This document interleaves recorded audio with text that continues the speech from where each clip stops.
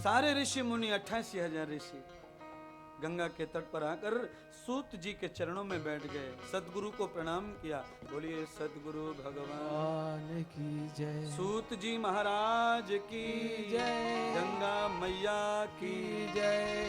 सूत जी के चरणों में आकर बैठे। एक बात कान खोल के सुनो, सूत जी ने ब्राह्मण के घर में जन्म नहीं लिया, फिर भी उनके मुख से ही कथा सुनी ऋषियों ने। ब्राह्मण के घर में सूत जी ने जन्म नहीं लिया। सूत जी जिन्हें तुम छोटी हरिजन जाति मानते हैं, ऐसी छोटी जाति में जन्म हुआ था सूत जी का। पर संस्कारम दो जो चते, दूसरा जन्म होता है गुरु के चरणों में जाकर के। तुमने पहला जन्म मलमूत्र से लिया है, मम्मी पापा के पेशाब से पैदा हुए हैं सब। किसी भी घर में पैदा हो जाओ कोई फर्क नहीं पड़ता, पर दूसरा जन्म होता है गुरु मंत्र से, गुरु के मंत्र से, गुरु के ज्ञान से, पढ़ के लिख के। जब तक कर्म का विद्या का जन्म नहीं होता तब तक सब छोटी जाति के रहते हैं। जो विद्या के जन्म को धारण करते हैं उनका जन्म ब्राह्मण का जन्म हो जाता है, पंडित का जन्म हो जाता है। वो ऋषि मुनि साधु संत महात्मा जो चाहे सो बन सकते हैं। विद्या की वजह से कोई कलेक्टर हो जाता है, विद्या की वजह से कोई जज हो जाता है, बाकी तो कोई कुछ नहीं होता है।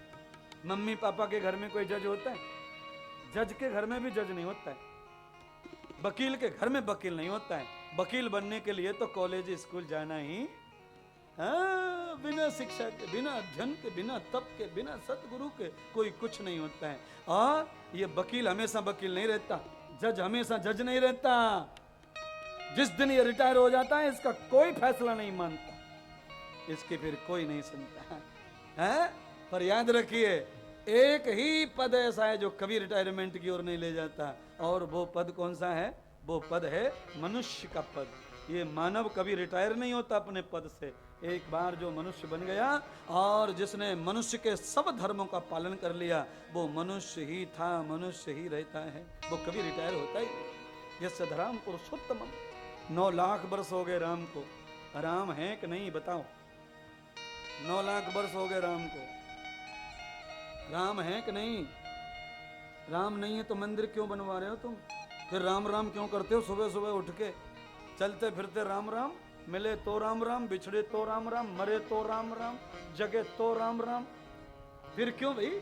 इसका मतलब यह है कि मनुष्य से ज्यादा लंबी उम्र किसी की होती नहीं है, किसी की नहीं होती है लंबी।